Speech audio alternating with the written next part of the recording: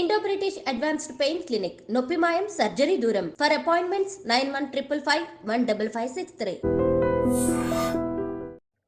December 6 home guards rising day. మరి వాళ్ళకి ఏదైనా ఒక మంచి వార్త వినిపించాల్సిన బాధ్యత, వాళ్ళ సమస్యలు పరిష్కరించవలసిన బాధ్యత రాష్ట్ర ప్రభుత్వానికి ఉన్నది.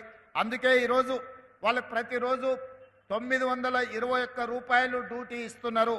వాటిని 1000 రూపాయలకు పెంచడం ద్వారా వాళ్ళ యొక్క హానరోరియం 1000 రూపీస్కి ఈరోజు పెంచడం జరిగింది.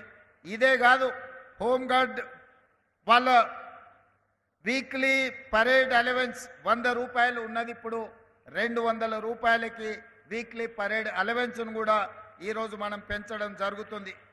అదేవిధంగా వాళ్ళు ఎవరైనా ప్రమాదవశాత్తు కానీ ఏదైనా సందర్భంలో వాళ్ళు చనిపోతే వాళ్ళ కుటుంబాలకు 5 లక్షల రూపాయల ఎక్స్ గ్రేషియా కూడా ఇవ్వాలి అని చెప్పి హోంగార్డ్స్ కుటుంబాలను కూడా ఈరోజు ఆదుకోవాలన్న ఆలోచన మన రాష్ట్ర ప్రభుత్వం చేసింది.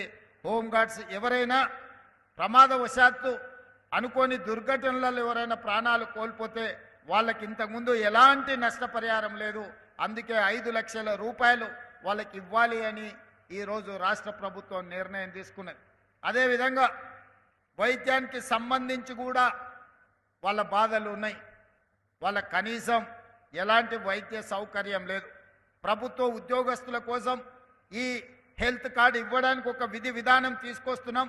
వాళ్ళతో పాటు హోంగార్డ్స్ కూడా ఇస్తాం. రాజీవ్ ఆరోగ్యశ్రీ లాంటి మెరుగైన వైద్య సహాయాన్ని హోంగార్డ్స్కు అందించడానికి రాష్ట్ర ప్రభుత్వం ఆలోచన చేస్తున్నది. తొందరలోనే వీటన్నిటిని పరిష్కరించి జనవరి 1 నుండి వీటన్నిటిని అమలు చేసి హోంగార్డ్స్ను కూడా ఆదుకోవాలి అని చెప్పి ఈరోజు మన రాష్ట్ర ప్రభుత్వం నిర్ణయం తీసుకున్నది. అందుకే ఈరోజు హోంగార్డ్స్ నుంచి డీజీపీ వరకు వాళ్ళు గంటలు లెక్క పెట్టకుండా రోజుకు 24 గంటలు వాళ్ళు డ్యూటీ చేస్తూ వాళ్ళు సమాజంలో శాంతి భద్రతలను కాపాడుతున్నారు. దాంతో వాళ్ళు వాళ్ళ పిల్లల చదువుల మీద కుటుంబానికి సమయం ఇయ్యలేకపోతున్నారు. కుటుంబానికి సమయం ఇయ్యలేని పోలీసు అధికారుల పిల్లలు, అది డీజీపీ కావచ్చు, హోంగార్డ్ కావచ్చు, అన్ని హైరార్కీలో వాళ్ళ పిల్లలకు సరైన విద్య, సరైన ఉద్యోగ ఉపాధి అవకాశాలలో వాళ్ళకు కొంత అన్యాయం జరుగుతుంది.